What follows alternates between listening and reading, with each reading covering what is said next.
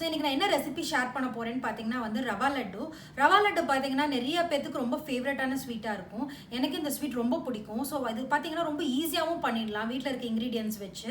So வந்து நான் இன்றைக்கி இந்த ரெசிபி தான் செஞ்சு காட்ட போகிறேன். இது பார்த்தீங்கன்னா ஒரு 10 to 15 minutes மேக்ஸிமம் 20 minutesக்குள்ளே இந்த ரெசிபி வந்து நம்ம செஞ்சிடலாம். ஸோ இந்த ரெசிபிக்கு பார்த்தீங்கன்னா வந்து நான் நார்மல் நம்ம ஒயிட் சுகர் தான் ஆட் பண்ண போகிறேன். இங்கே கிடைக்கிற சர்க்கரை பார்த்தீங்கன்னா வந்து கொஞ்சம் பவுடர்டாக இருக்கும், அதனால நான் அப்படியே ஆட் பண்ண போகிறேன். பட் உங்கள் சுகர் வந்து கொஞ்சம் பெருசாக இருக்குது அப்படின்னா நீங்கள் வந்து மிக்சியில் கிரைண்ட் பண்ணிக்கோங்க. கிரைண்ட் பண்ணுறப்பவே ஒரு 2-3 ஏலக்காயும் கூட சேர்த்து கிரைண்ட் பண்ணிக்கோங்க. நான் வந்து 1 கப் ரவை எடுத்திருக்கேன். அந்த கப்பு நான் உங்களுக்கு காமிக்கிறேன். ஸோ அந்த கப்பில் பார்த்தீங்கன்னா வந்து எனக்கு ஒரு 15 to 16 ரவா லட்டு வரும். ஸோ வந்து உங்களுக்கு எப்படி வேணுமோ அதுக்கேற்ற மாதிரி நீங்கள் பண்ணிக்கோங்க. ஸோ வாங்க இதை எப்படி செய்கிறதுன்னு பார்க்கலாம். இப்போ ரவா லட்டு செய்கிறதுக்கு ஒரு பேனில் 2 டீஸ்பூன் நெய் ஆட் பண்ணுறேன்.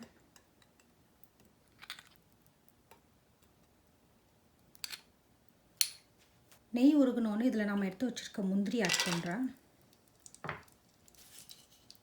முந்திரி நல்லா ஃப்ரை பண்ணிக்கோங்க ப்ரௌன் ஆகுற வரைக்கும். இப்போ முந்திரி நல்லா ப்ரௌன் ஆகிடுச்சு. ஸோ இந்த ஸ்டேஜில் நம்ம எடுத்து வச்சுருக்க திராட்சை ஆட் பண்ணுறேன். திராட்சை நல்லா பலூன் மாதிரி ஆகிற வரைக்கும் ஃப்ரை பண்ணிக்கோங்க. ரொம்ப ஃப்ரை பண்ணிங்கன்னா கருகிடும். அவ்வளோதான். இதை வந்து நம்ம ஒரு பவுலில் ட்ரான்ஸ்ஃபர் பண்ணிடலாம். இப்போ அதே பேனில் வந்து ஒரு 4 to 5 டீஸ்பூன்ஸ் தேங்காய் எடுத்து வச்சுருக்கேன், துருவின தேங்காய். ஸோ இதை வந்து லைட்டாக ஃப்ரை பண்ணிக்கோங்க. இது கொஞ்சம் ப்ரௌன் ஆகிற அளவுக்கு ஃப்ரை பண்ணணும். இந்த அளவுக்கு ப்ரௌன் ஆனால் போதும். ஸோ இப்போ இதை நம்ம வந்து ஒரு பவுலில் ட்ரான்ஸ்ஃபர் பண்ணிடலாம். இப்போ அதே பேனில் வந்து ஒரு டீஸ்பூன் நெய் ஆட் பண்ணுறேன். ஸோ நான் வந்து 1 கப், இந்த கப்பில் வந்து ஒரு கப் ரவை எடுத்திருக்கேன். ஸோ நான் வந்து வறுக்காத ரவை எடுத்திருக்கேன், அதனால் நான் வந்து கொஞ்சம் வறுத்துக்க போகிறேன். கொஞ்சம் மீடியம் ஃப்ளேமில் வச்சுக்கோங்க, இல்லைனா வந்து ரவை கருகிடும். ஸோ இப்படி வந்து நம்ம ஃப்ரை பண்ணிகிட்டே இருக்கணும் இதை. ஸோ இந்த மாதிரி லைட் ப்ரௌன் கலர் ஆகிற வரைக்கும் ஃப்ரை பண்ணிக்கோங்க. ஸோ இதை நம்ம ஒரு பவுலுக்கு ட்ரான்ஸ்ஃபர் பண்ணிடலாம்.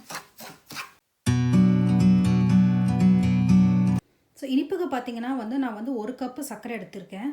நீங்கள் வேணால் வந்து கொஞ்சம் கம்மி பண்ணிக்கோங்க.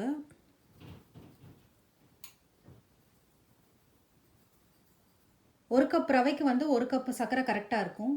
ஸோ வாசனைக்காக பார்த்தீங்கன்னா நான் ஒரு 4-5 ஏலக்காயை வந்து பொடி பண்ணி வச்சுருக்கேன், அதை ஆட் பண்ணுறேன். இது கூடவே ஒரு டீஸ்பூன் நெய்.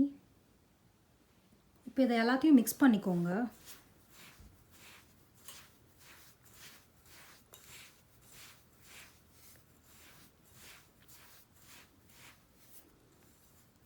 இப்போ ரவா லட்டு பிசைகிறதுக்கு பார்த்தீங்கன்னா வந்து நான் கொஞ்சம் பாலை வந்து சூடு பண்ணி எடுத்திருக்கேன். கொஞ்சம் வெகுன்னு இருக்கணும் பால். ஸோ இதை வந்து கொஞ்சம் கொஞ்சமாக ஆட் பண்ணி நீங்கள் பிசைஞ்சுக்கோங்க.